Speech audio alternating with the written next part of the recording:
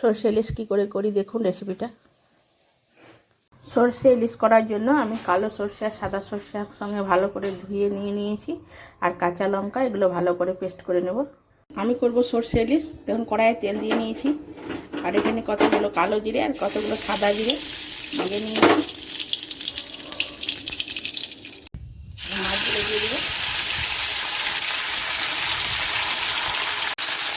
মাছগুলো দিয়ে দিয়েছি, এরপরে আমি সরষে বাটাটা দিয়ে দেবো। একটু চিনি অ্যাড করেছি। সরষেতে আমি লবণ অ্যাড করেছিলাম, ওই জন্য আর এখন লবণ দিচ্ছি না। আর এখানে হলুদ গুঁড়ো দিয়ে দেবো।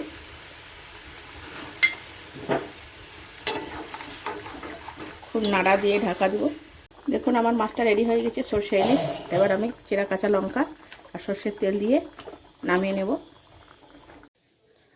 সরষে ইলিশ দেখুন আমার একদম রেডি হয়ে গেছে।